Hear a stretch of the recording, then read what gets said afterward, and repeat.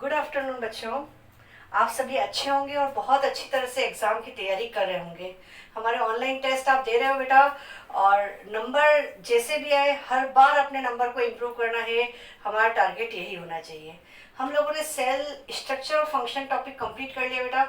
आज हम स्टार्ट कर रहे हैं सेल साइकिल, कोशिका विभाजन।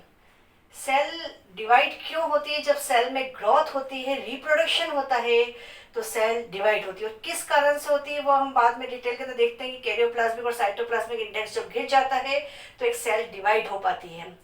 सेल है, सेल में न्यूक्लियस है। एक ही न्यूक्लियस जो है वो सारी मेटाबॉलिक एक्टिविटी को कंट्रोल कर रहा है। सेल का साइज बढ़ गया है तो वो न्यूक्लियस उसकी कंप्लीट एक्टिविटीज को कंट्रोल नहीं कर पा रहा है, इसलिए डिवाइड होती है सेल। सेल साइकिल में हम सारी स्टेप्स पढ़ेंगे प्रिपरेशन से रिलेटेड, कि सेल डिवीजन की जो प्रिपरेशन स्टेज है, इंटरफेज है, वो सभी हम पढ़ेंगे। और साथ में हम पढ़ेंगे एम फेज जो डिवीजन फेज है। तो cell cycle including all the steps involving preparation of cell for division, और साथ में हम एक्चुअली जो डिवीजन होता है सेल का, दैट इज एम फेज। और जो प्रिपरेशन वाली स्टेज होती है वो होती है इंटरफेज। तो हम इसके अंदर सेल साइकिल में दोनों चीजें पढ़ते हैं, इंटरफेज भी और एम फेज, जो जहां पर एक्चुअली सेल डिवीजन होता है वो फेज कौन सी होती है? M phase. तो सेल साइकिल में दोनों फेज आ जाती है, इंटरफेज भी और एम फेज भी। सेल साइकिल को हम डिवाइड कर रहे हैं इंटरफेज में और एम फेज में। सेल साइकिल कंटिन्यू चलती रहती है, कभी रुकती नहीं है। ये हमने इसको स्टेप वाइज साइंटिस्ट ने बताया है, अदरवाइज चलती रहती है। सेल साइकिल कंटिन्यू चलती रहती है। इंटरफेज, जिसे हम प्रिपरेशन फेज बोलते हैं, तैयारी की अवस्था कहा जाता है। सेल डिवीजन के लिए खुद को तैयार करती है। एक्चुअली बेटा क्या था, जब साइंटिस्ट स्टडी करना चाह रहे थे सेल डिवीजन की स्टडी में उन्होंने ये देखा कि जब सेल डिवाइड होती है उसके बाद में कुछ समय के लिए रुकती है और उसके बाद में फिर डिवाइड होती है। अब कुछ समय के लिए रुकती है तो पहले के साइंटिस्ट को क्या कहते थे? सेल रेस्ट करिए, रेस्टिंग फेज कह देते थे, विश्राम अवस्था उसे कह देते कि सेल रेस्ट करिए। बाद में साइंटिस्ट ने देखा कि इस समय तो सेल एक्चुअली डिवीजन के लिए खुद को प्रिपेयर कर रही है, इसलिए आजकल जो साइंटिस्ट कहते हैं कि most active phase of cell cycle is interphase. कोशिका चक्र की सबसे सक्रिय अवस्था कौन सी होती है? इंटरफेज। और पहले के साइंटिस्ट इसको क्या कहते थे? Resting phase. एक्चुअली आप एग्जाम देते हैं, एग्जाम आपका 3 घंटे का होता है बेटा, और उसकी तैयारी जो होती है वो पहले से स्टार्ट हो जाती है। हम देखते हैं कि सेल साइकिल में जो इंटरफेज है इसका ड्यूरेशन होता है 90 to 95%। मतलब अगर हम बात करते हैं हमारे यूकेरियोटिक सेल की, ह्यूमन सेल में सेल साइकिल का ड्यूरेशन कितना होता है बेटा? 24 घंटे का, 24 आवर्स लगते हैं। और उसमें से तैयारी के अंदर लग जाते हैं 22 to 23 आवर्स। मतलब इतना समय 90 to 95% समय किसमें लग जाता है? तैयारी के अंदर। एग्जाम आपका 3 घंटे का है पर उसकी तैयारी आप पूरे वीक करते हो और फिर संडे को आप पेपर देते हो, तो तैयारी का टाइम ज्यादा है। एग्जाम तो आपका 3 घंटे के। और फिर आती है एम फेज, डिवीजन फेज। जब एक्चुअली डिवीजन होता है उसका ड्यूरेशन कितना होता है? Only 5 to 10%। मतलब डिवाइड हो जाएगी सेल 1 से 2 घंटे के अंदर, 1 to 2 आवर्स में डिवाइड हो जाएगी, बट उसकी प्रिपरेशन में टाइम ज्यादा लगता है। इंटरफेज को फिर साइंटिस्ट ने डिवाइड किया 3 सब स्टेजेस में। G1 जिसे हम बोलते हैं गेप 1 या ग्रोथ फेज जो है G1 फेज। गेप क्यों? क्योंकि पहले जब साइंटिस्ट स्टडी कर रहे थे सेल डिवीजन की तो उन्होंने देखा कि एक डिवीजन के बाद में सेल रुक जाती है, इसलिए उन्होंने क्या नाम दिया? गैप, अंतराल। और फिर साइंटिस्ट ने देखा कि उस समय सेल जो है वो प्रिपेयर करती है, ग्रो करती है, इसलिए फिर उसको क्या नाम दे दिया?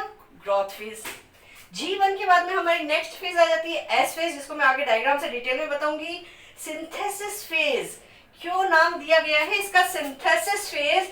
Most important phase of interphase. S phase जिसमें होता है डीएनए का रेप्लिकेशन, डीएनए अपनी जैसी कॉपी बनाएगा। और फिर जो लास्ट प्रिपरेशन फेज आ जाती है G2 फेज, गैप और ग्रोथ फेज जिसे हम कहते हैं। तो आगे हम इंटरफेज के बारे में पढ़ेंगे, उससे पहले एक बार फिर से इसको समझा देती हूँ, फिर से आप लोग अच्छी तरह से समझ लीजिएगा। सेल साइकिल के बारे में क्या होता है? सेल साइकिल में कोशिका चक्र जिसमें कोशिका विभाजन की तैयारी कर रही है, तैयारी की अवस्था को हम क्या कहते हैं? इंटरफेज। हिंदी वर्ड अंतरावस्था आता है, आप याद कीजिएगा वर्ड इंटर। इंटर मीन्स बीच में भी होता है, इंटरफेज। और उसके बाद में जो एम फेज होती है, जिसके बारे में हम पढ़ेंगे माइटोटिक फेज के बारे में, जहां पर एक्चुअली डिवीजन होता है। तो सेल साइकिल को हमने किस में डिवाइड किया? इंटरफेज में और एम फेज में। इंटरफेज क्या है? तैयारी की अवस्था है, जब सेल खुद को डिवीजन के लिए प्रिपेयर कर रही है। पहले तैयारी होगी, उसके बाद में डिवीजन होगा। और हम एग्जांपल ले रहे हैं ह्यूमन सेल का।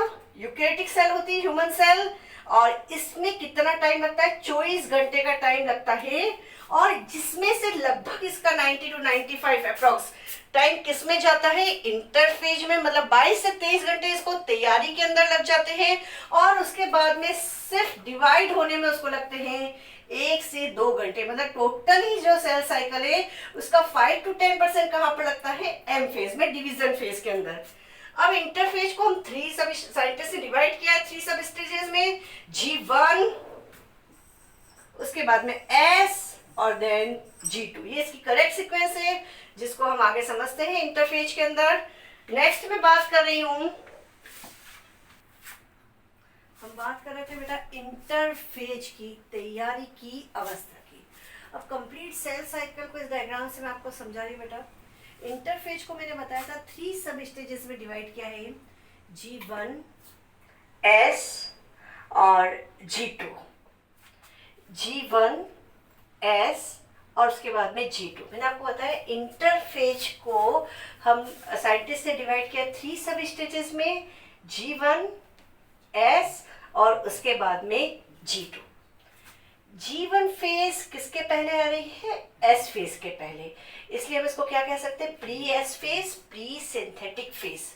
या डिवीजन के जस्ट बाद में एक बार सेल डिवाइड हो जाती है, फिर स्टार्ट होती है इंटरफेज। और इंटरफेज की जो सबसे फर्स्ट सब स्टेज है वो कौन सी है? G1। इसलिए हम इसको क्या कह सकते हैं? Post M phase. इस स्टेज से इंटरफेज की स्टार्टिंग कहां से होती है? G1 फेज से। इंटरफेज की स्टार्ट, जैसे सेल डिवाइड हो रही है, माना हमारे पास से कितनी सेल्स है? 3 सेल्स है। मैंने नाम दिया A, B और C। इन सेल्स को अब डिवाइड होना है, इनकी ग्रोथ हो रही है और इन सेल्स को डिवाइड होना है। अब A सेल है, अब इसमें से कौन सी सेल बेटा? ये जो A सेल है ये डिवाइड नहीं होना चाहती है, ये डिसीजन लेती है बेटा कि इसको डिवाइड होना है या नहीं होना है। अगर G1 स्टेज के अंदर सेल सोचती है कि मुझे डिवाइड नहीं होना है, अगर वो डिवाइड नहीं होती है तो वो कौन सी फेज में चली जाती है? G0 phase. G0 फेज को हम और क्या कहते हैं? G0 phase. मतलब इस स्टेज में सेल डिवाइड नहीं होती है। इसे हम क्या बोलते हैं? क्विसेंट स्टेज, निष्क्रिय अवस्था। मतलब सेल इनएक्टिव फॉर्म में है, यहाँ पर सेल डिवाइड नहीं हो रही है। हमारी बॉडी में आप बताइए बेटा कि कौन सी ऐसी सेल्स है जो कभी भी डिवाइड नहीं होती है? लाइफ टाइम में कभी भी डिवाइड नहीं होती है, ऐसी कौन सी सेल है आप सोचिए। ये सेल होती है बेटा एक तो हार्ट सेल। हार्ट सेल बेटा कभी डिवाइड नहीं होती, कभी रीजनरेट नहीं होगी। अगर ऐसा होता तो हार्ट अटैक के बाद में फिर से सेल जो है रीजनरेट हो जाती। तो हार्ट सेल बेटा कभी डिवाइड नहीं होती। अगर नर्वस टिश्यू या न्यूरॉन्स जो है, नर्व सेल अगर डैमेज हो जाती है तो वो भी वापस डिवाइड नहीं होती है। तो ये जो है हार्ट सेल और जो न्यूरॉन्स है ये परमानेंट कौन सी स्टेज में रहते हैं? G0 स्टेज के अंदर। और वैसे जब आप प्लांट एनाटॉमी पढ़ते हो, टिश्यू पढ़ते हो, तो टिश्यू के अंदर आप पढ़ते हो कि G0 फेज किस में मिलती है? हमेशा परमानेंट टिश्यू में। एक मेरिस्टेमेटिक टिश्यू पढ़ते हैं, वो हमेशा डिवाइड होते रहते हैं, और जो परमानेंट टिश्यू होते हैं वो डिवाइड नहीं होते। मतलब कुछ समय के लिए जब तक उसको रिक्वायर्ड नहीं होते तब तक वो डिवाइड नहीं होते। तो वो कौन सी स्टेज में रहते हैं? G0 स्टेज में। अब मैंने बात की सेल ए की, अगर ये डिवाइड नहीं हो रही है तो ये एग्जिट कर जाएगी, बाहर निकल जाएगी बेटा G1 फेज से। और अगर सेल डिवाइड होगी तो आगे, अगर एक बार ये S में आ गई तो इसका मतलब वो डिवाइड होगी ही होगी। अगर सेल डिवाइड नहीं होती तो वो G1 ग्रुप को एग्जिट कर जाती है। ठीक है, और इस स्टेज को हम क्या बोलते हैं बेटा? साइलेंट स्टेज, क्विसेंट स्टेज इसे कहा जाता है।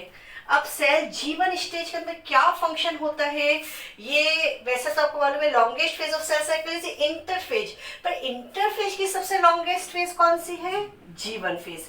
क्या होता है इस जीवन फेज के अंदर, इस जीवन फेज के अंदर सिंथेसाइज होता है आरएनए एंड प्रोटीन का, वो आरएनए और प्रोटीन जिसकी रिक्वायरमेंट एस फेज में डीएनए के रेप्लिकेशन के लिए जरूरी होगी। वो प्रोटीन और आरएनए कहां पर सिंथेसाइज हो रहा है, जीवन फेज में। किस टाइप का आरएनए बन रहा है, किस टाइप का प्रोटीन बन रहा है, जिसकी रिक्वायरमेंट कहां पर होगी, एस फेज में। मतलब एस फेज की तैयारी कहां पर हो रही है, जीवन फेज में। और इस स्टेज में सेल मैक्सिमम ग्रो करती है। जीवन फेज के अंदर सेल की मैक्सिमम ग्रो कौन सी स्टेज के अंदर होती है, जीवन फेज में। अब जीवन फेज के अंदर तैयारी जब कंप्लीट हो जाएगी तो यहां पर चेक होगा कि इसकी तैयारी कंप्लीट है। इसके लिए जो एस फेज के लिए एंजाइम रिक्वायर्ड है, एंजाइम्स आपको मालूम है प्रोटीन के बने हुए होते हैं, तो प्रोटीन का सिंथेसाइज कहां पर हो रहा है, जीवन फेज में। जैसे डीएनए रेप्लिकेशन का बहुत इंपॉर्टेंट एंजाइम जो आप पढ़ते हो डीएनए पॉलीमरेज, इसका सिंथेसिस कहां पर, मतलब जो प्रोटीन है एंजाइम के लिए वो कहां सिंथेसाइज हो रहे हैं, जीवन फेज में। तो यहाँ पर चेक किया जाता है कि जीवन फेज में प्रिपरेशन कंप्लीट हो गई है। अगर जीवन फेज से प्रिपरेशन कंप्लीट हो जाती तो सेल कहां पर एंटर कर जाती है, एस फेज में। एस फेज को हम क्या कहते हैं, सिंथेसिस फेज, क्योंकि यहां पर होता है डीएनए का सिंथेसिस, यहां पर होता है हिस्टोन प्रोटीन का सिंथेसिस, डीएनए का रेप्लिकेशन इस स्टेज के अंदर होता है। एस फेज से very very important replication of nuclear DNA. Replication आप पढ़ते हो, डीएनए रेप्लिकेशन आगे डिटेल के अंदर जब हम पढ़ते हैं न्यूक्लिक एसिड के अंदर जब हम पढ़ते हैं तो replication of nuclear DNA, replication आप पढ़ते हो उसका सेमी कंजर्वेटिव मेथड हम पूरा बहुत अच्छी तरह से समझते हैं। रेप्लिकेशन जिसमें डीएनए अपनी ही जैसी कॉपी को बना लेता है। अगर सेल को डिवाइड होना है तो क्या होना है, न्यूक्लियस डिवाइड होगा तो सबसे इंपॉर्टेंट चीज सारी जेनेटिक इंफॉर्मेशन किस में है, डीएनए में। तो क्या बनानी पड़ेगी, डीएनए की कॉपी। और डीएनए का रेप्लिकेशन किस फेज में होगा, एस फेज में। और साथ में ही सिंथेसाइज होगा हिस्टोन प्रोटीन का। कौन सी फेज में होगा बेटा, एस फेज में। हिस्टोन प्रोटीन कौन सी फेज के अंदर सिंथेसाइज होगा, एस फेज के अंदर। और यहां पर ध्यान रखिएगा कि जो डीएनए कंटेंट होता है 1 क्रोमेटिड से किसमें चेंज हो रहा है, 2 क्रोमेटिड से, बट क्रोमोसोम नंबर में कोई चेंज नहीं होता। एस फेज में ओनली किसमें चेंज हो रहा है, डीएनए में। अगर 1 डीएनए है तो 2 डीएनए, अगर हम इसको 2 से करेंगे डिनोट तो 4।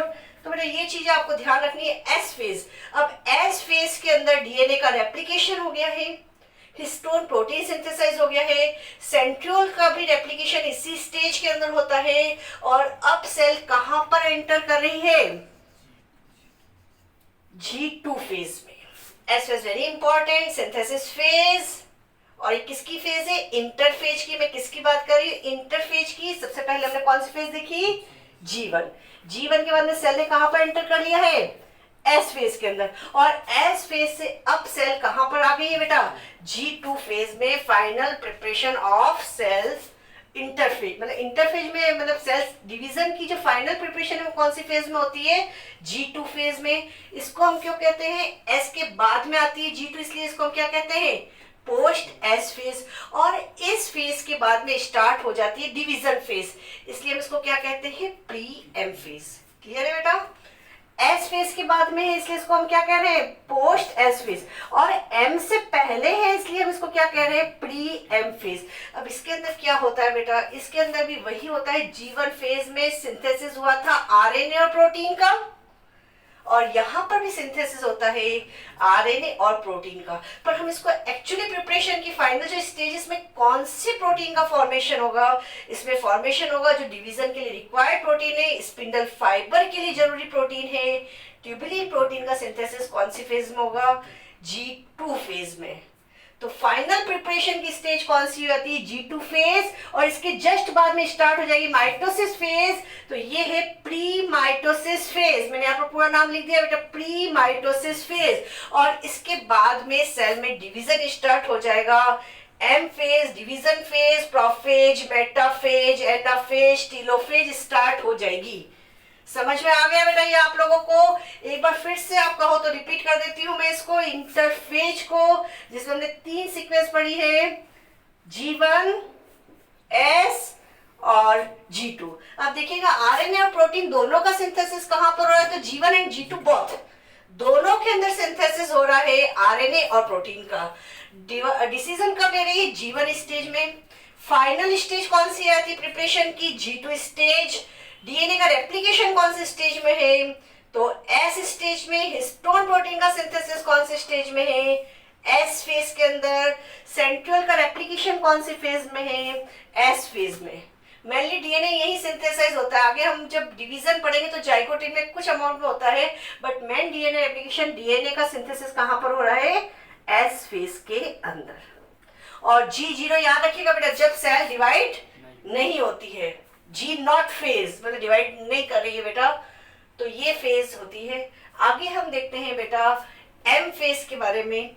इंटरफेज इतना काफी है अभी आपके लिए रिवीजन के अंदर। बाकी आपको जो कॉपी में लिखा है उसको कंप्लीट अच्छी तरह से याद कीजिए। इंटरफेज में सबसे फर्स्ट हमने पढ़ा G1। रेप्लिकेशन के पहले की स्टेज कौन सी है, G1 के बाद में सेल कहाँ पर एंटर कर गई, एस फेज के अंदर। और एस फेज में एंटर करने से पहले चेक कर लिया कि जो एसेंशियल प्रोटीन है आरएनए उसका सिंथेसाइज हुआ है या नहीं हुआ है। उसके बाद सेल कौन सी फेज में आती, एस फेज में। सेकंड चेक होता है कि डीएनए का रेप्लिकेशन सही तरीके से हुआ है या नहीं हुआ है। अगर डीएनए में कोई खराबी रह जाएगी, उसके बाद में सेल आ गई G2 फेज में, यानी आफ्टर एप्लीकेशन की फेज कौन सी थी, G2 फेज। और G2 फेज के बाद में सेल कहाँ पर एंटर करती है, M फेज, यानी कि डिवीजन फेज, माइटोटिक फेज। और डिवीजन फेज में हम पढ़ते हैं आगे माइटोसिस, मियोसिस। माइटोसिस आप जानते हो सोमेटिक सेल में होता है, रिप्रोडक्टिव सेल में कौन सा डिवीजन होता है, मियोसिस। हमारी बॉडी में जब जाइगोट से स्टार्टिंग है और हमारी कंप्लीट बॉडी का फॉर्मेशन कौन से डिवीजन से होता है, माइटोसिस। और मरने के बाद भी बेटा 46 आवर्स तक कौन सा डिवीजन चलता रहता है, माइटोसिस। और मियोसिस लाइफ साइकिल में एक स्टेज पर, एक स्पेसिफिक स्टेज पर जो है मियोसिस डिवीजन होते हैं, जब गैमेट का फॉर्मेशन होता है, मेल गैमेट फीमेल गैमेट जब बनते हैं। तो हम यहाँ पर बात कर रहे थे एम फेज की। एम फेज में सबसे फर्स्ट जो हम पढ़ते हैं वो है कैरियोकाइनेसिस। कैरियोन का मीनिंग आपको मालूम है, कैरियोन का मतलब क्या होता है, न्यूक्लियस। कैरियोन मीन्स न्यूक्लियस और काइनेसिस मीन्स डिवीजन। तो it means division of nucleus is known as karyokinesis. अगर न्यूक्लियस का डिवीजन होता है तो इसे हम क्या कहते हैं, कैरियोकाइनेसिस। डिवीजन ऑफ कैरियोन और न्यूक्लियस। अब ये जो कैरियोकाइनेसिस है इसको अगेन डिवाइड किया गया है 4 सब स्टेजेस में। और वो 4 सब स्टेजेस कौन कौन सी है, prophase, metaphase, anaphase and telophase. तो karyokinesis means division of karyon और न्यूक्लियस। और न्यूक्लियस के डिवीजन की कितनी स्टेजेस है, 4 stages, prophase, metaphase, anaphase and telophase. First सबसे पहले किसका डिवीजन होता है, न्यूक्लियस का इनडायरेक्ट डिवीजन होता है। और सेकंड जो एम फेज के अंदर डिवीजन होता है वो है साइटोकाइनेसिस। साइटोकाइनेसिस, साइटो में साइटोप्लाज्म, तो डिवीजन ऑफ साइटोप्लाज्म, साइटोकाइनेसिस, इसके बारे में हम डिटेल में पढ़ेंगे। प्लांट सेल में अलग मेथड है, आपने डिफरेंस में देखा था। प्लांट सेल में सेल प्लेट फॉर्मेशन होता है और एनिमल सेल में फरो मेथड जो है वो आता है। तो पहले कैरियोकाइनेसिस होगा और उसके बाद में क्या होगा, साइटोकाइनेसिस। और कैरियोकाइनेसिस के अगेन 4 सब स्टेजेस है, प्रोफेज, मेटाफेज, एनाफेज और टीलोफेज। तो नेक्स्ट क्लास में बेटा हम लोग पढ़ेंगे एम फेज के बारे में, प्रोफेज, मेटाफेज, और स्टार्ट करेंगे हम माइटोसिस से। थोड़ा बहुत आपको माइटोसिस के बारे में आपको वैसे तो काफी आइडिया है। माइटोसिस जिसमें क्रोमोसोम के नंबर सेम रहते हैं, जो सोमेटिक सेल्स के अंदर होता है। तो नेक्स्ट क्लास में बेटा हम लोग पढ़ेंगे माइटोसिस के बारे में।